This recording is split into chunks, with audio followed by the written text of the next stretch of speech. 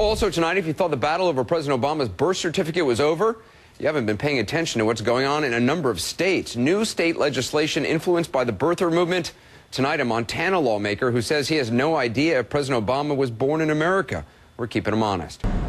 Well, halfway into the Obama administration, and the birther movement will not go away, nor will the push for legislation inspired by it, even though many of the people behind it deny it has anything to do with President Obama. We're keeping them honest in this segment. Some quick background. A significant number of Americans still believe that President Obama was not born in this country, and some politicians aren't doing too much to dissuade them.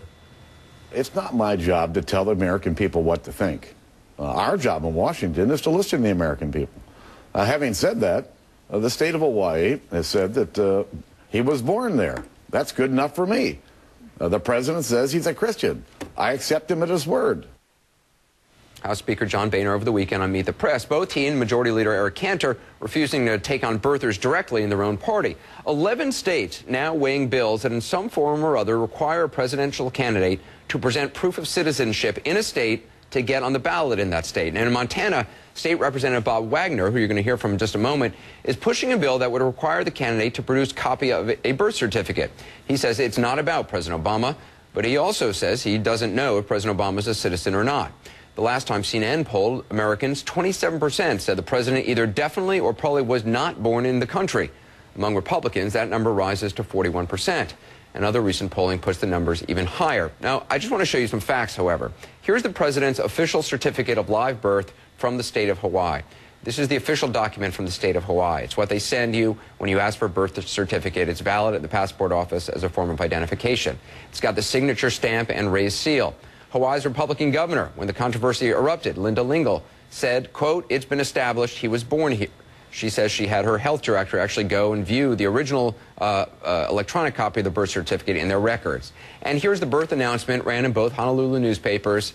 There you see it. Today on another network, a reporter for one of them saying the papers back then would get their birth information directly from the state health department. So those are the facts. Now, in a moment, senior legal analyst Jeff Toobin is going to talk about the constitutional facts the supporters of birther legislation appear to be getting wrong, in his opinion. But first, my conversation with Montana state lawmaker Bob Wagner. Representative Wagner, do you believe that President Obama is a citizen in the United States?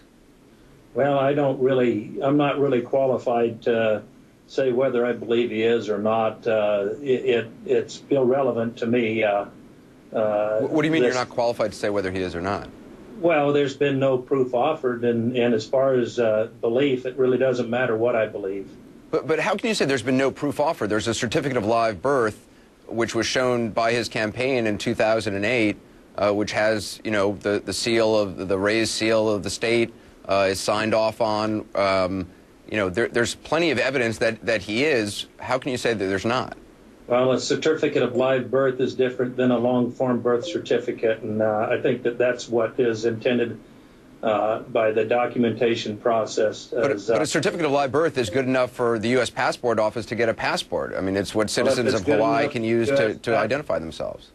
If it's good enough for the U.S. Passport Office, that's one thing, but I'm more concerned about good enough for the state of Montana. But I mean, no one's ever asked any other presidential candidate in Montana to do this. I mean, where was George Bush born? That's exactly the problem here. You know, we shouldn't be discussing this after the fact. This is a process that we will look to mandate in the state of Montana, and what the rest of the states do and what the federal government does in regards to it is their business. But here in the state of Montana, we're required to keep our election process pure, and that's what we will seek to do with this bill. Are you saying that it's not pure at this point? Well, it's certainly under scrutiny. What does that mean? It's certainly under scrutiny. Anytime you go 200 and some odd years and you think that there's a process in place at the federal level to determine the accuracy of any commander-in-chiefs or president running for the purpose of office, and then they say no, that it's not. It's up to the 50 states. Well, I guess it's back in our court, and we'll take care of it. But again, you know, all candidates release information, and this candidate, as a candidate, the campaign of Barack Obama released the certificate of live birth, which is a valid form of identification. Well, that's your opinion, sir. Well, it's not my opinion. It's the federal government's opinion. It's the passports office opinion. It is a valid form of identification. Sir, I won't argue with you, but we'll set our criteria here in Montana according to how we understand the validation to be. You were saying that based on the definition of what you believe a natural-born citizen is, are you saying that President Obama is not a natural-born citizen? A natural-born citizen, according to the law of nations and the study of natural law, in accordance with a book written by Vattel, which we believe to be the standard for natural-born citizenship, requires that you have two parents of citizenship born in the United States to be the son or the daughter of two parents born of citizenship in the United States. Well, that's not what's in the 14th Amendment. Well, sir, maybe you could do better at it. I don't know what that means. Well, I don't know what you mean. Well, under U.S. law, anyone born in the United States, regardless of what their parents are, is considered a natural-born citizen. I don't believe that to be so. But you do acknowledge that your interpretation of what a natural-born citizen is who's qualified to run for president is different than what has been accepted now for quite some time. Well, if you wish to accept it, that's clearly up to others. You know, in the state of Montana, we wish to do what we think is right, so in accordance with the Constitution. Well, I appreciate you coming on and explaining yourself. Representative Bob Wagner, thank you very much, sir. Sure. Well, you heard Representative Wagner allude to the 14th Amendment and the standard it sets for who's considered a naturalized born American citizen. Until recently, that wasn't in question, nor was a candidate's citizenship, but both are apparently now topics of the state. In both cases, and simple facts can kind of get lost. That's why after I talked to Mr. Wagner, I sat down with senior legal analyst Jeff Toobin.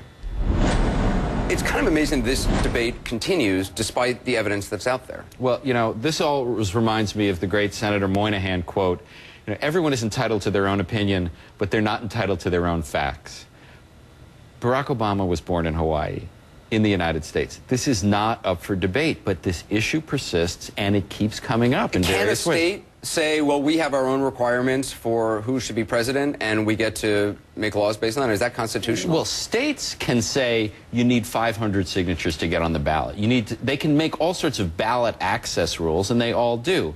But they cannot impose requirements that are different from the United States Constitution. So what Montana thinks about who was born in the United States is not going to be binding on the Electoral College when it meets. So I think in addition to being a ridiculous idea, it's also unconstitutional. And there's other laws in other states that are trying along the same kind of birther ideas, birther legislation. Are they also, you think, unconstitutional? Totally. You have no doubt that the court would rule that way? I don't think. I mean, imagine the scenario. Barack Obama gets more votes than whoever the Republican nominee is in Montana, and somehow they're not going to let him on the ballot. They're not going to let him on the ballot. It just doesn't seem possible. He also talked about what definition of a natural-born citizen, and he talked about sort of, I can't remember the exact... Vattel. Well, Vattel, yes, the philosopher Vattel, and sort of common understandings.